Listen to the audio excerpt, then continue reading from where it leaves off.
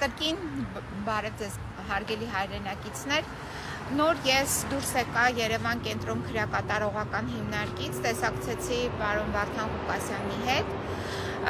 եւ իհարկե հարցերն էին ինձ համար շատ կարեւոր, արդյոք նրան այցելել է բժիշկ, պարզվեց ոչ, արդյոք նրան այցելել է սրտաբան, պարզվեց ոչ, արդյոք այս պահին այստեղ կա հերթապահ-բժիշկ, պարզվեց, որ ոչ։ Պայմանները շարունակում են մնալ մտահոգիչ, որովհետև այն խուցը, որտեղ նա պահվում է, դա չի համապատասխանում այն ստանդարտներին, որը նախատեսված է օրենքով, եւ այդ ստանդարտների խախտումը իսկ արդեն պայմանավորված նաեւ նրա առողջական վիճակով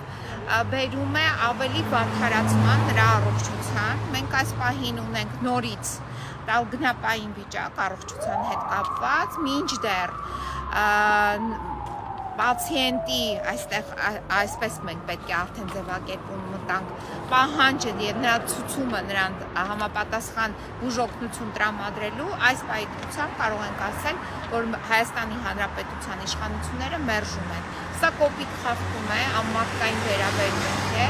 եւ այս անմարդկային վերաբերմունքի պատճառները իհարկե մենք հասկանում ենք, որ քաղաքական են եւ այս քաղաքական պատճառների մասին հենց հոկտեմբերի 1-ին հայտարարեց Նիկոլ Փաշինյանը եւ դրանից անմիջապես հետո մենք ականատեսը եղանք, թե ինչպես պարոն Ղուկասյանին ձերբակալեցին, վազացրեցին, տարան սկզբից անհայտ ուղղությամբ, հետո պարզվեց, որ նա դատարանում է, դատարանում մի ամբողջ գիշեր նիստ հրավիրեցին եւ անցկացրեցին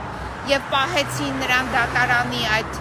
այսպես կոչված անմարդկային պայմանների խցում, հետագայում բերեցին այստեղ այս Երևան կենտրոն քրեակատարողական հիմնարկ ԱԱԾ-ի շենքի ներքո գտնվող, այսինքն շենքում է գտնվում այդ հիմնարկը եւ հիմա արդեն մենք ունենք 22 օր կալանավորված Գյումրիի քաղաքապետ, ով հնարավորություն ունի օգտվել իր իրավունքից, իր կողմից հրավիրված բժշկի եւ ընդհանրապես բժիշկների կողմից ստանալ բուժ օգնություն։ Այդ իրավունքը նրան մերժել են։ Հիմա այստեղ քաղաքացիներ կան, ես կուզենայի նաեւ դուք խոսեիք եւ ասեիք ձեր գնահատականը ինչպիսին է այս ամենին։ Ես էլ եմ դատապարտում այսօրվա իշխանավորներին, որտեղ նրանք անօրինական ձերբակալել են ժողովրդի կողմից Գյումրի քաղաքի քաղաքացիների կողմից ընտրված օրինական քաղաքապետին, որը իր աշխատանքով եւ իր անցած ճանապարհով բավական